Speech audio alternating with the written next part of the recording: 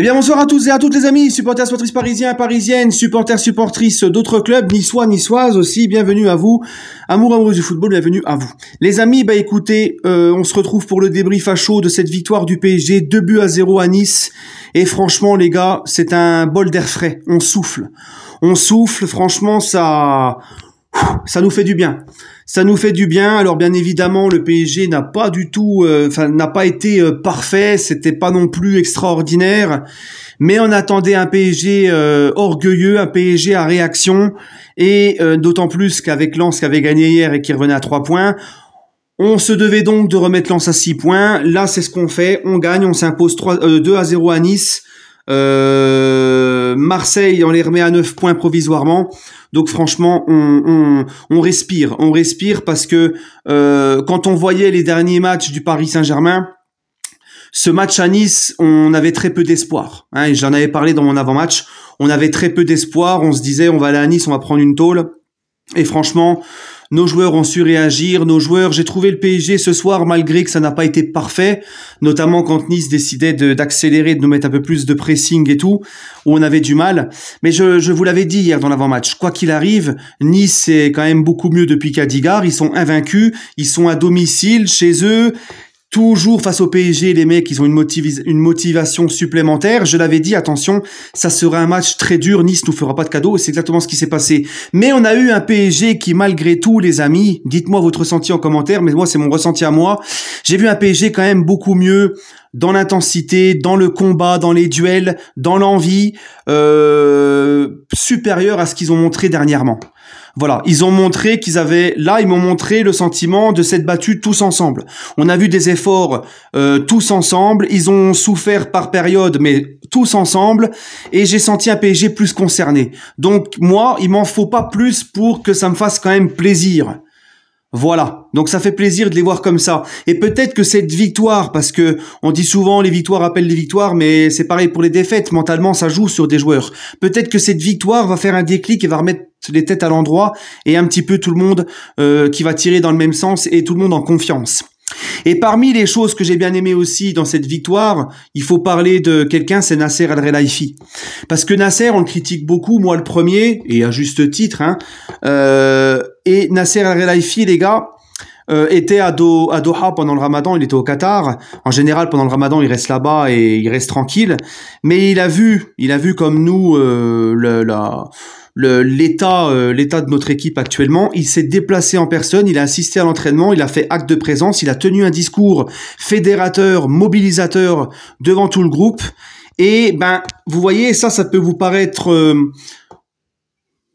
rien du tout en fait, voilà, mais ça joue, c'est important pour les joueurs de sentir que le boss est là, qu'il y a un patron qui est là, c'est important. On a souvent dit Nasser, on le voit pas, il est pas là, qu'est-ce qu'il fait, pourquoi il est jamais là. Là au moins les gars, il faut le dire, sur ce coup-là Nasser a très bien joué son rôle. Et on ne peut que l'applaudir. Voilà, quand il fait les choses bien, faut le dire, Nasser. C'est comme les joueurs, ils font les choses mal, on le dit. Ils font les choses bien, on le dit. Et il a montré à travers ça, Nasser, que non, il ne s'en fout pas du PSG. Non, il ne délaisse pas le PSG. Et on l'a senti concerné et impliqué. Donc ça fait quand même plaisir aussi, ça. Voilà.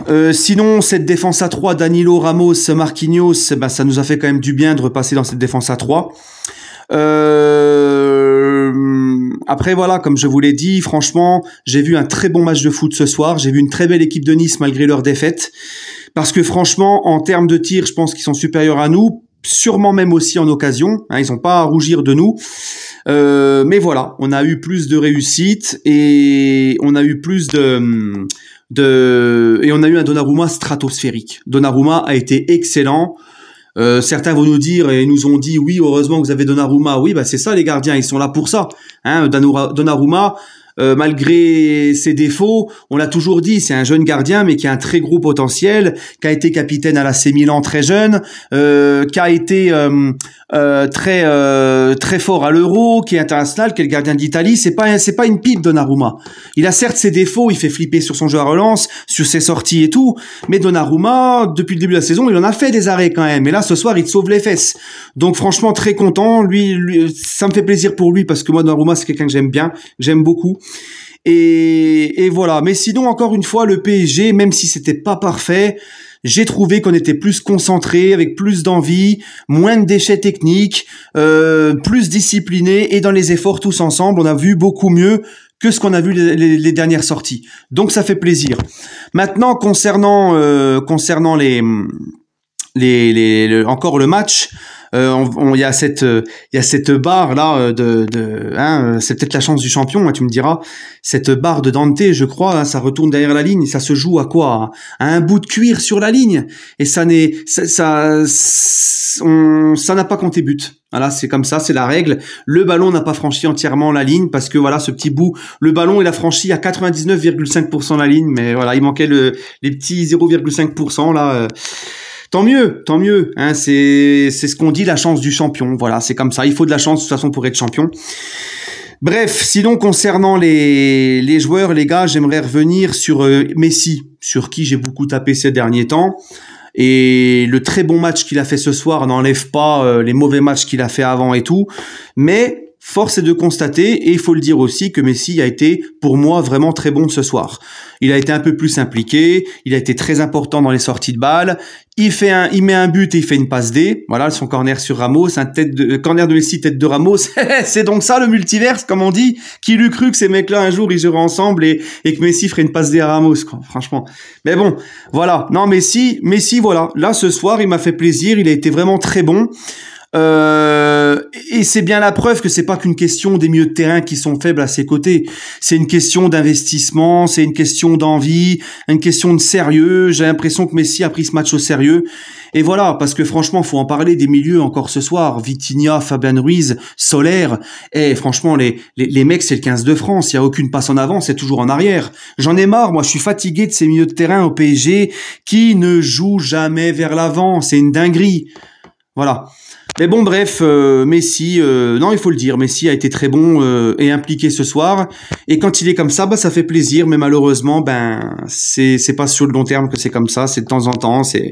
Mais bref, ce soir, il a été très bon, faut le dire.